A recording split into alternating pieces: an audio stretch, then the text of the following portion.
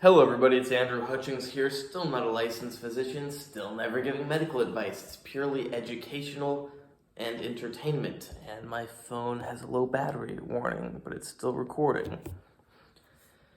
So why is it that people have such a hard time staying off drugs or alcohol or from whatever their addiction might be when they come clean from that addiction? And I'll just talk about it in terms of drugs because that's an easy example, and it's chemical, and it's an easy example because how chemicals work in the brain and human body. So let's say somebody is a poly-drug addict. They use marijuana, cocaine, meth, heroin, ketamine, LSD, PCP. We could keep naming them, but it's not really important. They use a lot of stuff. Now, one thing most of those have in common, to some degree, is whether they are stimulants or depressants or opiates or dissociatives or psychedelics, they pretty much all influence excitatory neurotransmitters, pretty much all influence dopamine. So you may go, oh, opiates, no, they affect the opioid receptors. Well, they do. They also affect dopamine. You may go, oh, well, ketamine, that's a dissociative.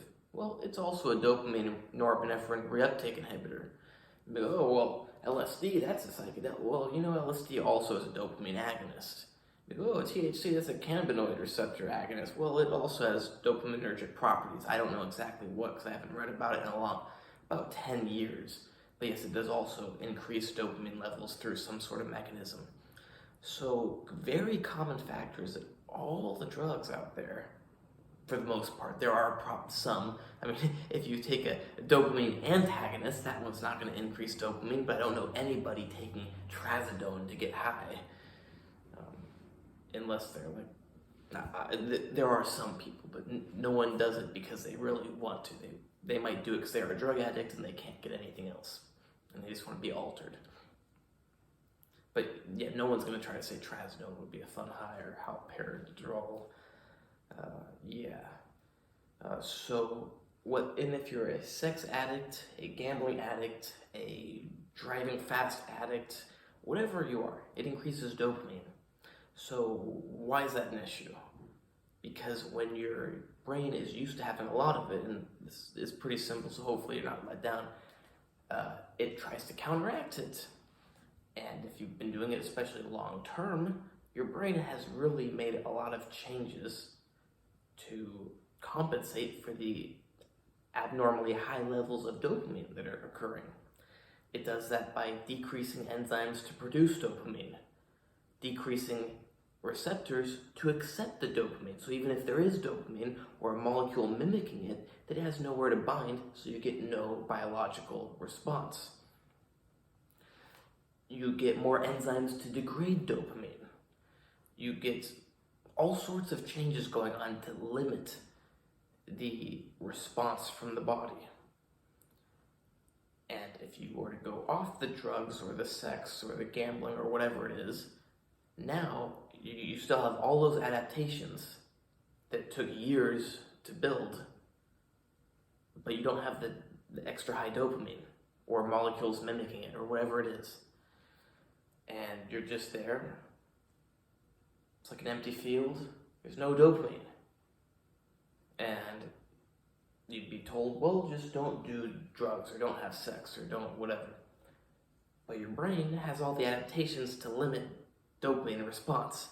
And now you have very little dopamine because normal amounts from normal life, well, actually you wouldn't even have normal amounts because remember I said enzymes to produce it are going to be downregulated as well. So you have below normal amounts in a brain that's used to higher than normal amounts, and it gets extra low response from those extra low amounts, so your total bodily reaction to dopamine is like flatlined. And you're going through life, and you're gonna not be satisfied from anything, not feel fulfilled from anything. You're not gonna have enjoyment from much. You're not going to do something and feel good about it. unless you take a drug or something that increases the dopamine response, and then you could actually do something and you would have proper dopamine response because you'd have elevated dopamine or molecule mimicking it or something along with that activity. Now, of course, you don't have to do that activity because the drug would give it to you regardless of whether you do that activity or not. But the point is, that's why it's so hard for addicts to stay off drugs because, well, they need drugs. I'm not saying they need them to be alive, but that's debatable because mental health is a very important thing for life. But they have years of bodily adaptations to limit their dopamine response. You can't just say, well, go do that and be happy. You can't. It's like you cut off someone's legs and go, well, go for a walk. Well, they can't. They don't have legs.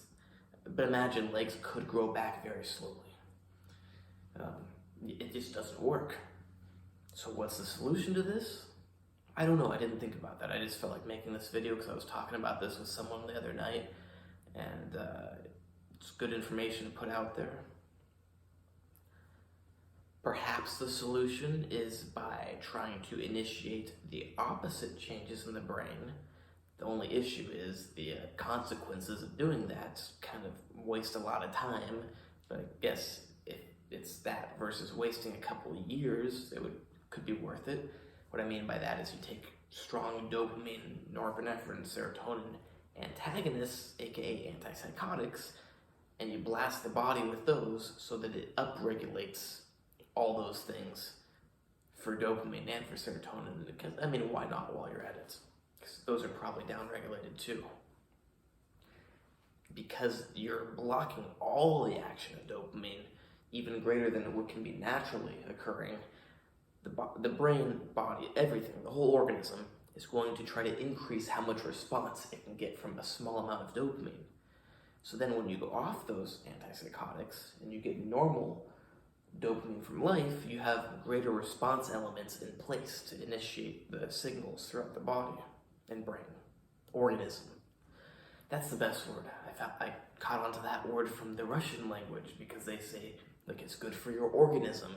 And I had always been like, for my body, and people would be like, oh, but you're not your body, you're your brain. And then I sometimes say for my brain, and it's like, organism is just the most convenient because it's a whole bunch of cells working together. It's not body plus brain. Everything is separate but together at the same time. So yeah, that's a possibility, is you try to initiate kind of the opposite changes. How well that will work, I don't know. I can't say. I'm not saying to do it. I'm not a licensed physician. Just putting the information out there. And I'll just end this video here. My website is andrewhutchings.org, where you can hire me for consultations. Anything but medical advice. But remember, it's not medical advice if I don't tell you to do it. So I can give you the information. I can give you my opinion. I can say I will do it. But I can't say you should do it. That's up to you. And that means it's not medical advice, and you can hire me for it. It's nice to live in a country with technicalities in the law versus just, oh, you can't do this, and if off with your head if we think you're doing it. It's nice to be able to work your way around it. Not that I don't believe in the formal systems of things, but most doctors are garbage. They're just people who work as doctors. I don't like that we even call them doctors. They're just people who work as doctors, and they're garbage. But I'm going to stop bagging on people who work as doctors. I've also got a book on tendinitis, because those people who work as doctors never get rid of people's tendinitis. So unless you just love your tendinitis, my book will do you a lot of good. Not medical advice. And my Instagram is natural_true_fitness. And I am out to drink some water.